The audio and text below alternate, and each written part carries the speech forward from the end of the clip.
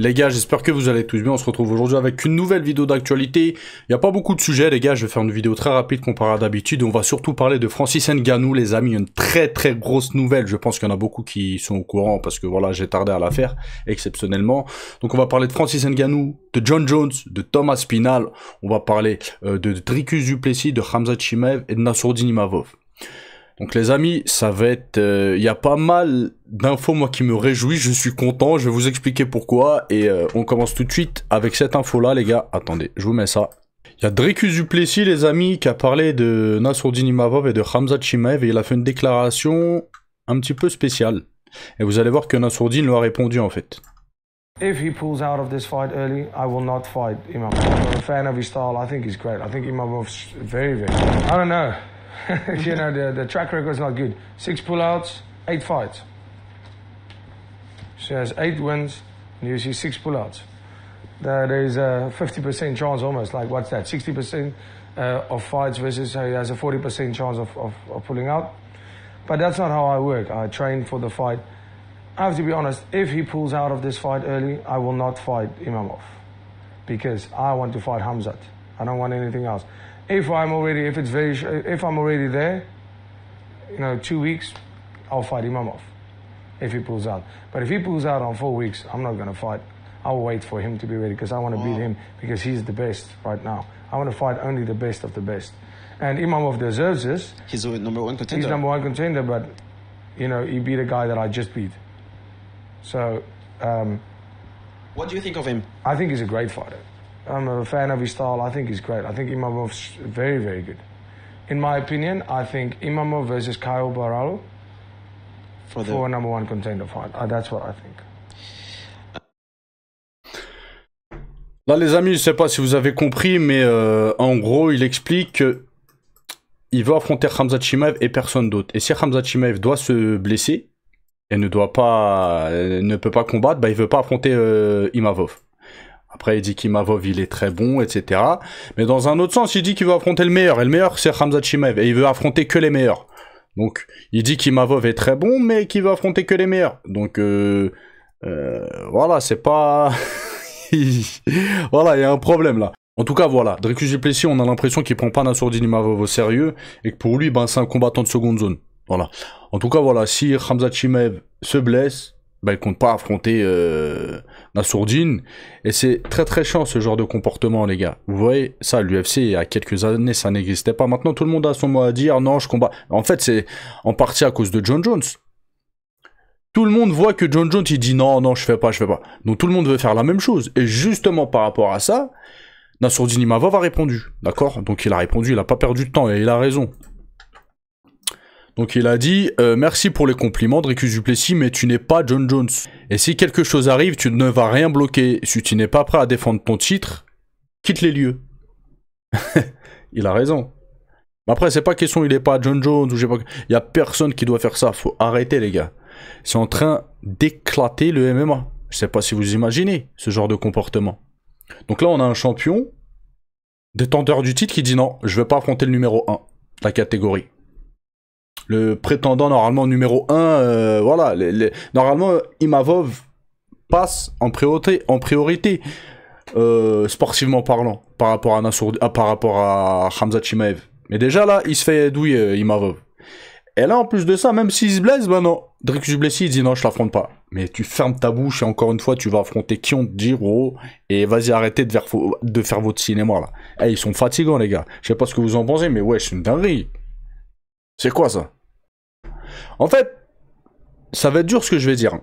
Mais en fait, c'est la réalité. Faut pas qu'ils oublient que c'est des mecs qui sont au bas de l'échelle. C'est des mecs qui sont au bas de l'échelle. C'est de la chair à canon. C'est des clowns de cirque. Ils rentrent dans une cage pour... C'est très dur ce que je vais dire, mais les plus intelligents, ils comprendront. C'est sans manque de respect, bien évidemment. Et même s'ils sont millionnaires, même s'ils sont connus, etc., les gars, c'est des clowns, en fait. Ils rentrent dans une cage et ils vont se taper, c'est tout. Pour divertir les gens, c'est tout. À l'époque, là, des gladiateurs, là, de l'Empire romain, etc. Vous pensez que... même les... Parce qu'il y avait des superstars encore plus connus qu'eux, je pense, à l'époque des gladiateurs, etc. Vous pensez qu'ils ouvraient leur bouche comme ça? Mais jamais de la vie. Ils rentraient, ils se tapaient, ils ressortaient. Voilà. Il n'y avait pas de... Il n'y avait pas de chipotis. Même il y a 20 ans en arrière à l'UFC, ils parlaient pas comme ça. Fedor, il venait, tac, tête baissée, ça se tapait. Georges Saint-Pierre. Il n'y avait pas tout ça, les gars. Il n'y avait pas tout ça. Et là, j'ai l'impression que... Bah, ils veulent prendre trop d'importance, en fait. Ils veulent prendre trop d'importance et ils ne veulent pas... Et ils veulent se prendre pour des gens qui ne sont pas. Après, encore une fois, c'est pas un manque de respect quand je dis que c'est des clowns... c'est pour faire un parallèle, pour grossir le trait, pour que vous compreniez bien que ces personnes, en fait, même s'ils sont millionnaires, même s'ils sont connus mondialement, au niveau de la structure de l'UFC, c'est que des pions. C'est que des pions. Et ils veulent prendre de l'importance et ils veulent aller même au-dessus de l'organisation. Et même au-dessus de nous, ceux qui payons pour les voir combattre. Est-ce que vous captez? Alors que normalement, tout le monde devrait rester à sa place. Voilà, t'es un fighter, t'es là pour te battre. Voilà, c'est ton métier, hein. C'est ton métier, les gars. C'est comme si qu'un mécanicien, il vient, il dit, ah bah non. Ou un boucher, ah non, toi, je te sers pas, toi. Toi, je te sers pas, j'ai... Voilà. Ah non, les gars, c'est pas réglo. T'es là pour combattre, tu combats. Et puis c'est tout. Voilà. Donc voilà, ne déformez pas mes propos, j'ai été dur et encore une fois, j'ai grossi le trait pour que vous compreniez la chose. Mais voilà, c'est ce que je pense, en fait. Maintenant, les amis, il y a une très très grosse nouvelle. Quand j'ai vu ça, je me suis dit, wesh, qu'est-ce qui se passe? Qu'est-ce qui se passe? Les amis, il semblerait que Francis Ngannou puisse revenir à l'UFC. Vous avez bien entendu? Quand j'ai vu ça, je me suis dit, bon, je vais attendre un petit peu que le temps passe pour voir si c'est pas un fake. Parce que pour moi, c'était un fake. Ça me semblait être un fake. Et au final, je vois de plus en plus de monde en parle, etc. Et il semblerait que ce soit pas un fake. Francis Ngannou souhaite faire son retour à l'UFC. C'est quand même surprenant. D'accord? C'est vraiment surprenant après tout ce qui s'est passé avec Dana White, avec l'UFC, les embrouilles, machin, nana. Là, il est actuellement au PFL, qui veuille revenir à l'UFC, c'est chelou. Mais son coach, il a dit quoi?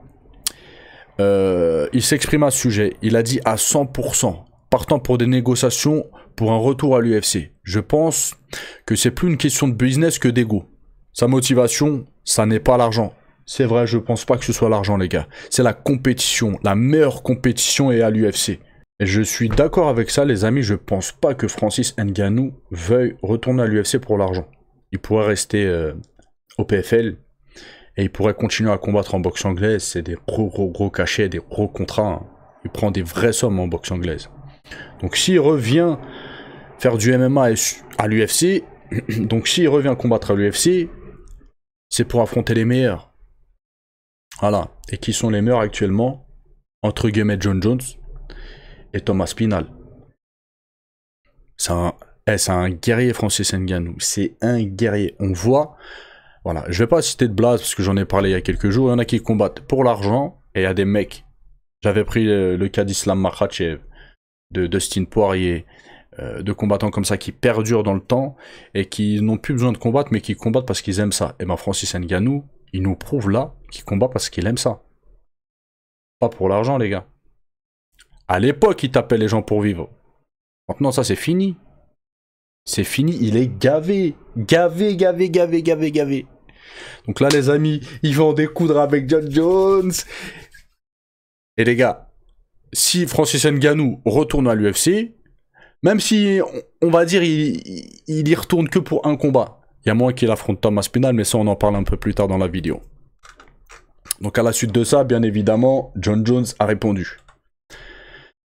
Il a dit, j'entends dire que Francis Ngannou est toujours intéressé par un retour à l'UFC. Là, on parle. Vas-y, arrête de faire ton cinéma. Vas-y. Lui, c'est un acteur, John Jones, ça y est.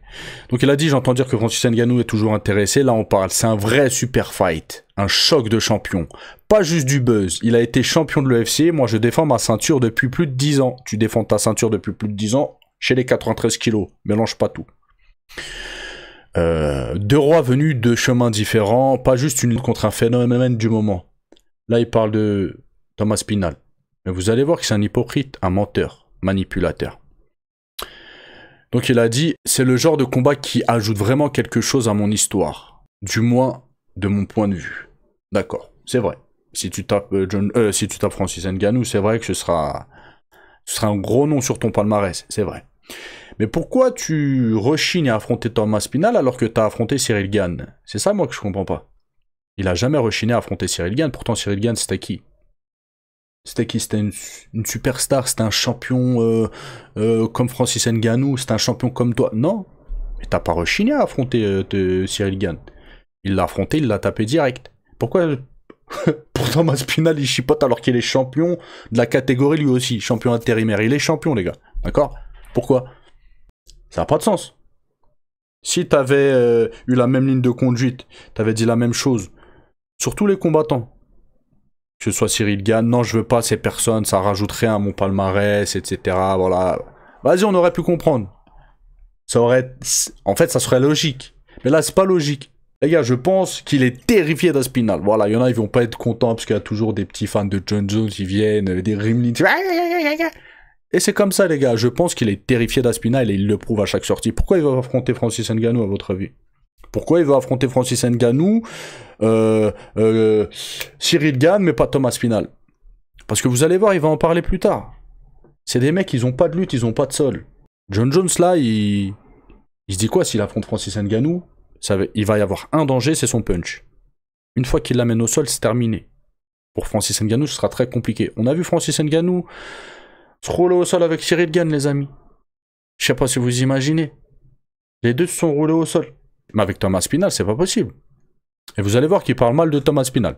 Donc il a dit quoi concernant Thomas Spinal et Francis Ngannou? Que les deux n'ont aucun jeu au sol. Oui, bien évidemment. L'autre, son père, il est ceinture noire de JJB. Il l'entraîne depuis qu'il est petit en JJB, je crois. Thomas Spinal, ceinture noire. Je sais pas combien de dames en JJB, mais non, il a pas de sol. Donc il a dit, vous dites que Francis serait bien plus facile grâce à son jeu au sol. Thomas n'a pas de jeu au sol non plus. C'est une blague, hein. C'est une blague.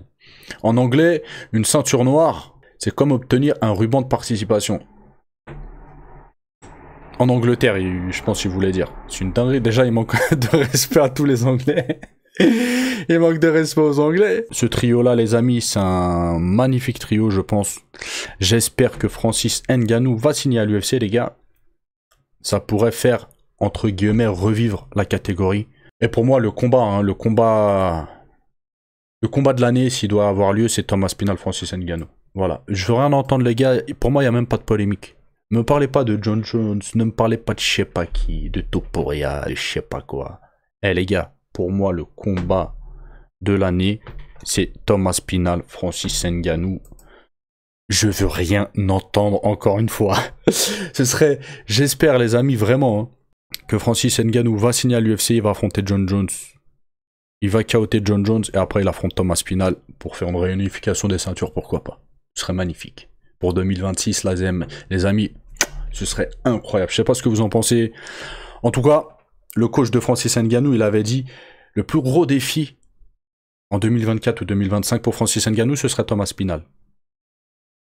Et du côté de Thomas Spinal, il y a quelques jours, il y a un de vous, un des abonnés, qui m'a dit la même chose du côté de Thomas Spinal. Ils auraient dit la même chose, que le plus gros défi à l'heure actuelle pour Thomas Spinal, ce serait Francis Ngannou. Les deux, ils savent que c'est des dangers. Les deux, ils sont trop... Mais les gars, les deux... Même Thomas Spinal avait passé moins de temps dans la cage que Francis Ngannou. Même en striking. Thomas Spinal, il vient patate, il couche. Il a passé moins de temps que Francis Ngannou dans la cage. C'est un monstre. Les statistiques que Thomas Spinal a, c'est un truc de ouf. Les deux là, faut qu'ils se rencontrent, les gars. Les deux, faut qu'ils se rencontrent. Moi, c'est le combat qui me hype le plus. Déjà, ça fait longtemps que je vous en parle. Donc les gars, j'espère que ça va se faire. J'espère que Dana White, il va pas rechigner, ouais, non, Francis Ngannou par rapport à ce qu'il m'a fait, etc. Machin, non. J'espère qu'il va voir. Au niveau du business, et au niveau business, la meilleure chose à faire, c'est d'accepter son retour à l'UFC. Bref, les amis, c'est tout pour aujourd'hui. Je vais vous laisser, n'oubliez pas de lâcher un petit like, un petit comme. Je vous dis à la prochaine vidéo. Passez une bonne journée. Ciao, ciao.